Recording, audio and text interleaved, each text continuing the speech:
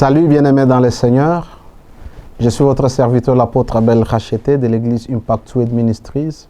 Et je suis dans la joie de vous apporter la parole de Dieu et j'espère que nous serons tous bénis. Notre thème en ce jour est intitulé « La puissance de l'unité ». Je vais lire la parole de Dieu dans les livres de Jean chapitre 17, versets 20 à 21. La Bible dit « Ce n'est pas pour eux seulement que je prie, mais encore pour ceux qui croiront en mon nom par leur parole, afin que tous soient un, comme toi, Père, tu es en moi, et comme je suis en toi, afin que eux aussi soient un en nous, pour que le monde croie que tu m'as envoyé. » Ici, nous voyons que la plus grande prière du Seigneur Jésus, qui est la prière qu'il a faite avant son arrestation, sa dernière prière pour ses disciples, non seulement pour ses disciples, mais pour ceux-là qui vont croire après, par leur parole, par leur prédication, c'est-à-dire l'Église. Il est en train de prier pour que l'Église, ou ceux-là qui croient en son nom, soient unis, qu'ils soient un. Comme lui et le Père, ils sont un. Alors nous voyons que c'était le plus grand désir du Seigneur Jésus. Vous savez, lorsqu'une personne veut mourir, sa dernière volonté compte beaucoup. C'est pourquoi on les demande même d'écrire un testament.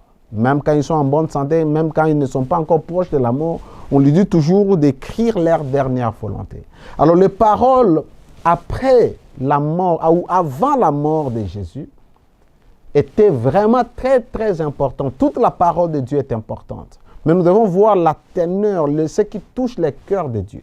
Après avoir réuni ses disciples pendant plus de 3 ans et demi, il va prier le Père de les garder dans l'unité, parce que l'unité compte beaucoup pour Dieu et Dieu sait l'importance de l'unité et qu'est-ce que les gens peuvent accomplir lorsqu'ils sont unis. Il a montré ses désirs que ses disciples soient un. L'Église de Dieu tire sa force dans l'unité. Ça, vous devez le savoir.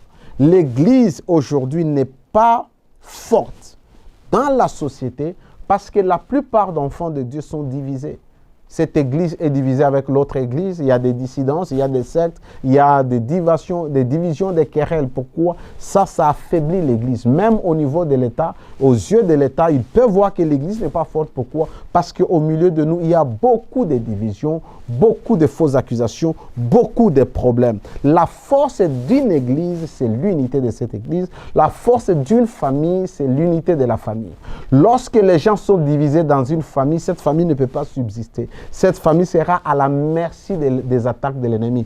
Parce que chaque personne pourra nuire à l'autre. Pourquoi? Parce qu'on n'est pas unis. Et le plus grand travail que les parents doivent faire dans leur maison, dans leur famille, c'est unir les enfants, unir les parents. Que les parents eux-mêmes soient unis et que les enfants soient unis. Lorsque les gens sont divisés, les gens vivent dans le soupçon, les gens se font du mal. Toute organisation qui doit prospérer, qui doit accomplir de grandes choses, qui doit être forte, doit vivre dans l'unité. La division est la preuve que l'amour ne règne pas dans les cœurs des gens. Ça peut être dans un couple. Lorsqu'un couple n'est pas uni, il y a la division. Division dans la gestion de l'argent, division dans l'éducation des enfants, division dans tout. Chacun vit de son côté. On ne se marie pas pour ça. On se marie pour vivre ensemble. On se marie pour s'entraider. On se marie pour s'aider. Alors, vous voyez, lorsqu'il n'y a pas l'amour dans les cœurs des gens, il y aura la division. Ça peut être dans un couple, dans une famille, dans une église, dans un groupe, dans une organisation, même dans une nation. Lorsque les gens, oui, on peut avoir des divergences, des points de vue politiques, la manière de voir les choses, mais nous ne devons pas être divisés. C'est pourquoi lorsque le problème vient, les gens se trahissent toujours. Les gens peuvent embrasser d'autres mouvements ou d'autres groupes qui vont combattre d'autres personnes. Pourquoi? Parce que nous ne sommes pas unis. Quand il y aura des problèmes, les gens seront divisés et l'ennemi aura de la force. Nous devons être unis parce que l'unité prouve que nous avons l'amour de Dieu dans notre cœur. Colossiens chapitre 3, verset 14, la Bible dit « Mais par-dessus toutes ces choses, revêtez-vous de la charité, c'est-à-dire de l'amour, qui est le lien de la perfection. La charité ou l'amour est le lien de la perfection. Il n'y a pas l'amour là où il n'y a pas l'unité. Alors nous allons atteindre la perfection lorsque nous savons vivre dans l'amour, dans l'unité. Le manque de l'unité est la cause de plusieurs conflits, de plusieurs problèmes, de divisions, des querelles, des jalousies. Vous vous rappelez à l'église de Corinthe, bien qu'ils étaient remplis du Saint-Esprit, ils pouvaient prophétiser, parler en langue. Les dons spirituels étaient manifestes, mais ces gens vivaient dans les divisions. Ils vivaient dans les querelles. Vous voyez, et cette église n'a pas été assez efficace. Pourquoi les liens de la perfection n'étaient pas au milieu d'eux, n'étaient pas dans leur cœur. Alors, l'unité implique que nous puissions avoir la même opinion. Lorsque nous sommes unis, nous devons avoir la même opinion. Nous devons avoir la même intention, la même pensée. Et je peux aller plus loin, dire la même foi. Parce que même lorsque Dieu donne des ministres comme des dons à l'Église, c'est-à-dire les apôtres, les prophètes, les évangélistes, les pasteurs, les docteurs. C'est pour le perfectionnement des saints en vue de l'œuvre du ministère. Il dit on doit les perfectionner jusqu'à ce qu'ils arrivent à l'unité de la foi. Nous devons tous croire que Jésus est le Messie, qu'il est le Fils de Dieu. Et la plus haute vérité est que Jésus est Dieu. Nous devons croire à cela. Pourquoi? Mais tant qu'il y a des divisions, il y a un groupe qui pense, qui croit que Jésus était juste un envoyé de Dieu, alors qu'ils sont chrétiens. Jésus n'est pas Dieu. Nous ne sommes pas encore atteints la dimension de l'unité de la foi. Alors, nous devons avoir les mêmes intentions. Nous devons avoir la même motivation. Nous devons avoir la même pensée lorsque nous voulons vivre dans l'unité. Alors, c'est très important de le savoir. Alors, ici, je vais parler de certaines choses qui se produisent ou qui se passent lorsque les croyants sont unis. Lorsque nous vivons dans l'unité, dans notre famille, dans notre église, dans notre organisation, dans notre nation, quelles sont les choses qui peuvent se produire? Quels sont les avantages qui viennent dans la vie de ceux-là qui vivent dans l'unité? La première chose que vous devez savoir, l'unité nous permet de réaliser des grandes choses. Nous allons faire des grandes réalisations lorsque nous sommes unis. Une personne ne peut pas accomplir beaucoup. Mais lorsque nous sommes 2, 3, nous pouvons mettre tous notre effort et faire que nous puissions accomplir beaucoup de choses, réaliser des grandes choses. Imaginez maintenant que nous sommes, comme nous sommes à côté du lac ici.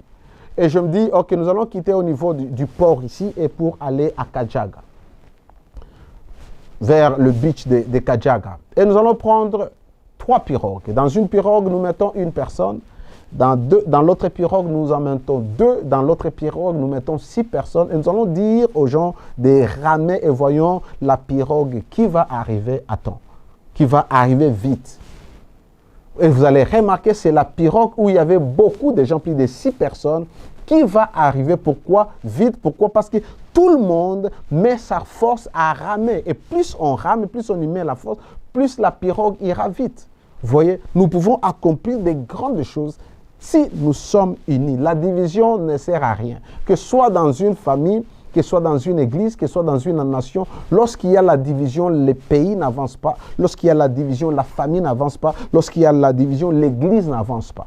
Les gens ne pensent pas de la même manière. Quand on veut amener une idée, il y a un groupe qui va s'opposer et on arrête le projet comme ça. Pourquoi? Parce que les gens ne sont pas unis. L'unité nous permet de faire de grandes réalisations. Voyons cet exemple dans la Bible. Genèse chapitre 11, versets 1 à 6. Toute la terre avait une seule langue et le même mot. Comme ils étaient partis de l'Orient, ils trouvèrent une plaine au pays des Shinéars, et ils y habitèrent. Ils se dirent l'un à l'autre, allons. Allons, c'est l'unité. Tous ensemble, à l'unisson, faisons ceci. Allons, faisons des briques et cuissons-le au feu. Et la brique leur servit de pierre, et la bitume leur servit de ciment. Ils dirent encore, allons, bâtissons-nous une ville et une tour dont les sommets touchent le ciel, et faisons-nous un nom, afin que nous ne soyons pas dispersés sur la face de la terre. L'Éternel descendit pour voir la ville et la tour que bâtissaient les fils des hommes. Et l'Éternel dit, Voici, ils forment un seul peuple et ont tous une même langue. Et c'est là ce qu'ils ont entrepris, ce qu'ils ont résolu. Maintenant, rien ne les empêcherait de faire tout ce qu'ils auraient projeté. Rien ne pouvait empêcher à ces hommes de bâtir la tour de Babel, de construire la tour de Babel tant qu'ils étaient unis. Dieu lui-même, il savait la puissance de l'unité que ces gens avaient. Il savait que la désunion pouvait faire, seule la désunion pouvait les arrêter. Il fallait mettre fin à leur union, à leur unité. Voyez, parce qu'ils étaient unis, ils étaient capables de bâtir une tour, de bâtir une ville. Et Dieu a dit, parce que la cause était mauvaise, parce que la motivation était mauvaise, c'est pourquoi Dieu les a arrêtés. Mais imaginez un peu si nous avons une bonne motivation et que Dieu nous permet de faire de grandes choses. Bien-aimés dans le Seigneur, nous allons réaliser beaucoup de choses. La puissance de l'unité. L'unité va nous permettre de réaliser beaucoup de choses en tant que famille, en tant qu'Église, en tant que nation. Nous devons nous donner à Dieu. Nous devons nous unir pour réaliser de grandes choses. Nous voulons faire la conquête des nations. Nous devons être unis. Lorsqu'une personne est en train d'organiser une croisade d'évangélisation, nous devons tous aller là-bas. Beaucoup de gens n'y vont pas parce qu'ils sont blessés, ils sont frustrés à cause de ce que les autres ont dit, à cause des mauvais témoignages qu'ils ont témoignés. Mais nous pouvons nous donner et nous unir et réaliser de grandes choses. L'Église aujourd'hui, le corps du Christ est faible aujourd'hui, physiquement. Pourquoi? Parce que nous qui sommes les enfants de Dieu, nous ne sommes pas unis. Dieu veut que nous puissions être unis. Rien ne peut arrêter ceux-là qui s'unissent, qui sont unis à réaliser de grandes choses. Le même chapitre de Genèse 11, versets 7 à 9, la Bible dit: allons, descendons et là, confondons leur langage afin qu'ils ne s'entendent plus qu'ils n'entendent plus la langue les uns des autres. Et l'Éternel les dispersa loin de la surface de la terre et ils cessèrent de bâtir la tour. C'est pourquoi on l'appela du nom de Babel, car c'est là que l'Éternel confondit les langages de toute la terre et c'est là que l'Éternel les dispersa sur la terre, sur la face de toute la terre. Seule la désunion pouvait arrêter ces gens à bâtir la tour, à élever leur tour. Vous voyez, même Dieu savait. Et Dieu aime toujours que les gens soient unis pour la bonne cause. Le grand projet de la construction de la tour de Babel a été ruiné. Pourquoi? Parce que Dieu a fait que la désunion puisse entrer. C'est très important. Alors, nous allons voir un autre cas, le cas de Néhémie. Néhémie chapitre 2, versets 17 à 18. La Bible dit: je leur dis alors, vous voyez le malheureux état où nous sommes. Jérusalem est détruite et ses portes sont consumées par le feu. Venez, bâtissons la muraille de Jérusalem et nous ne serons plus dans l'opprobre. Et je leur racontai comment la bonne main de mon Dieu avait été sur moi. Et quelles paroles le roi m'avait adressées. Ils dirent, lèvons-nous et bâtissons. Et ils se fortifièrent dans cette bonne résolution. Ici, c'est Néhémie, lorsqu'il a appris que Jérusalem était détruite, que toute la ville était en feu, parce qu'ils étaient en déportation. Il a reçu la nouvelle de la condition lamentable de Jérusalem, sa ville. Alors il a commencé à pleurer. Il est parti auprès du roi, il lui a demandé la permission d'aller voir la ville et peut-être de reconstruire la ville. Mais la Bible dit qu'il est parti voir ses frères. Il a parlé avec eux. Il a montré la situation afin qu'ils s'en saisissent de l'état de la chose. Et tous, à l'unanime, ils ont dit, lèvons-nous et bâtissons. Lorsqu'il leur avait dit, voyez-vous le malheureux état où nous sommes. Jérusalem est détruite et ses portes sont consumées par le feu. Allons et bâtissons la muraille, bâtissons la ville. Et tout le monde a dit, lèvons-nous et bâtissons. Nous voyons l'importance d'être unis lorsque nous voulons accomplir de grandes choses. Il ne pouvait pas bâtir Jérusalem. Néhémie ne pouvait pas bâtir seul. Il fallait l'équipe. Tout ce que nous voulons bâtir, notre famille, notre entreprise, notre société, notre nation, nous devons être unis. Nous devons être unis pour le faire. Alors c'est très important, bien-aimés dans le Seigneur. Dans Actes des Apôtres, chapitre 1er, verset 14, la Bible dit « Tous d'un commun accord persévéraient dans la prière, avec les femmes et Marie, mère de Jésus, et avec les frères de Jésus. » Ici, c'est après que Jésus soit mort, après qu'il ait redonné la grande commission d'aller partout dans le monde, de faire de toutes les nations des disciples. Les disciples devaient rentrer à Jérusalem pour attendre la promesse de la venue du Saint-Esprit. Ils n'étaient pas éparpillés. Ils se sont mis ensemble dans la chambre haute, en formant une équipe des intercesseurs. Ils ont commencé à prier. Ils ont commencé à chercher la face de Dieu. Ils ont commencé à dire à Dieu d'accomplir la promesse. Pourquoi? Parce qu'il y avait une charge, il y avait une mission qui les attendait. Ils avaient entré dans la moisson, prêché la bonne nouvelle. Mais la Bible dit qu'ils étaient tous ensemble d'un commun accord. Ils se sont mis ensemble dans la prière. Et nous voyons comment est-ce que l'Esprit de Dieu était descendu. Ils savaient l'importance de l'unité. Ils savaient que l'unité permettrait à Dieu de les utiliser pour accomplir ses œuvres, pour accomplir ses desseins. C'est très important. Si nous voulons voir Dieu nous utiliser, si nous voulons voir l'Église accomplir ce que Dieu a fait, nous devons être unis. Ce n'est pas le temps de se jeter les pierres, c'est le temps de s'asseoir. Si vous ne comprenez pas ce que je fais, venez approcher moi et dites-moi pourquoi vous faites ça. Je ne comprends pas la manière dont vous prêchez, la manière dont vous enseignez. Et moi, si je vous vois opérer dans une certaine dimension, une certaine mesure, au lieu de vous critiquer, je dois vous approcher et apprendre. De toutes les façons, nous devons savoir que Dieu n'est pas un homme. Et Dieu ne réfléchit pas comme nous. Et personne n'a le monopole de Dieu. Ce n'est pas parce que Dieu agit avec tel comme ça qu'il doit forcément agir avec l'autre comme ça. Non, Dieu, il appelle les gens et il les utilise comme il veut. Nous voulons être forts et puissants en tant qu'Église. Soyons unis, mettons de côté nos divergences. À la lumière de la parole de Dieu, nous pouvons comprendre ce que les autres font. Ce que les autres sont en train de faire. C'est très important. La Bible dit, le jour de la Pentecôte, au chapitre 2, acte 2, 1, le jour de la Pentecôte, ils étaient tous ensemble dans le même lieu. Signe de l'unité. Ils n'étaient pas dispersés. Ils étaient tous ensemble dans un même lieu, en train de prier, et tout à coup, le Saint-Esprit est venu. L'unité a permis que l'effusion du Saint-Esprit ait lieu lorsque les disciples sont restés ensemble dans la chambre haute. Un grand réveil a été déclenché parce qu'ils étaient unis. Nous prions toujours l'unité, nous prions toujours le réveil, alors que chacun dans son coin, chacun juge l'autre, alors nous ne pouvons pas expérimenter la main puissante de Dieu tant que nous ne sommes pas unis. Il est important d'être unis.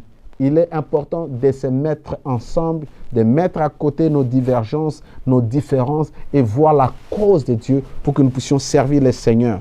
Regardez, lorsque vous avez un foyer de bois, de feu, et si vous prenez un bois, vous le détachez du foyer, peu importe le temps que ça va faire, ce bois finira par s'éteindre.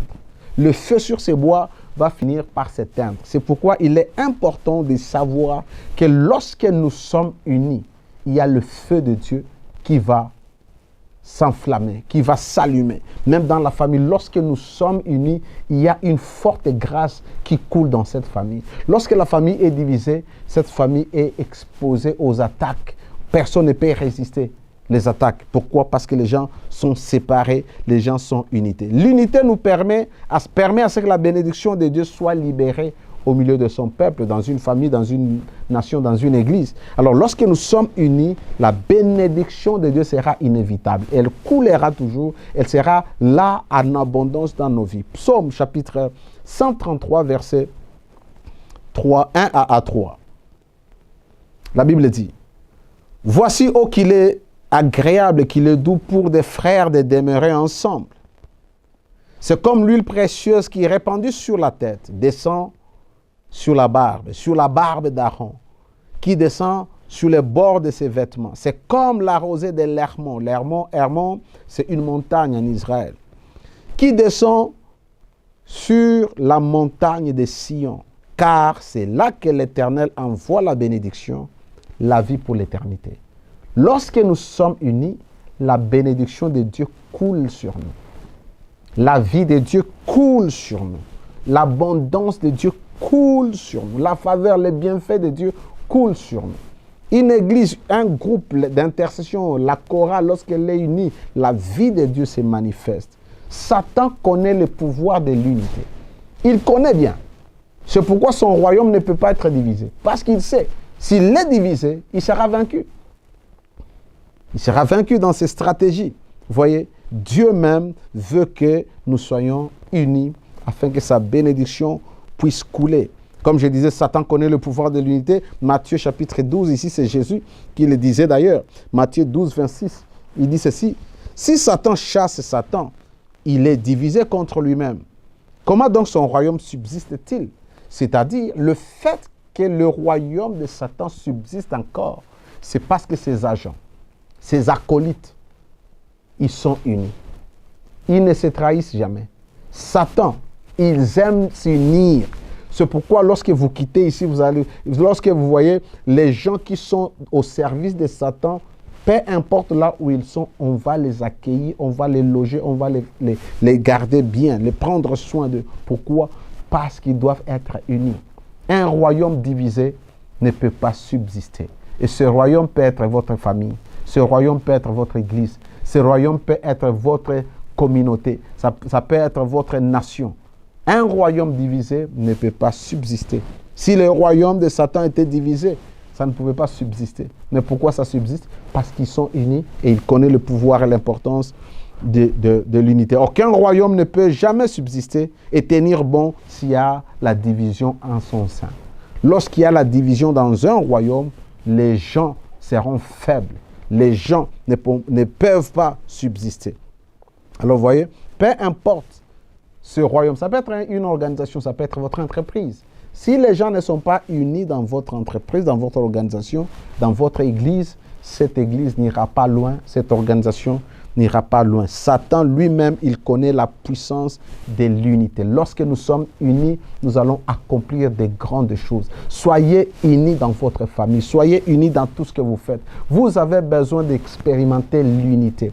Tant que le Père et le Fils, le Saint-Esprit, ils sont un, ils peuvent contrôler le monde, ils peuvent contrôler la terre, ils peuvent être puissants. C'est pourquoi il n'y a aucune puissance qui peut s'élever au-dessus du Père, au-dessus du Fils, au-dessus de son esprit. Le jour où le Saint-Esprit se rebelle, ou pouvait se rebeller parce qu'il ne peut pas, c'est le jour où le Saint-Esprit perdra toute sa force, parce que le 3 tire la force dans le Père. Alors c'est très important que nous soyons unis. Soyons unis en tant qu'Église. Nous n'avons pas besoin de nous diviser. Soyons unis en tant que peuple. Nous n'avons pas besoin de nous diviser. Soyons unis en tant que nation. Nous n'avons pas besoin de nous diviser. Dans les familles, les couples, soyez unis.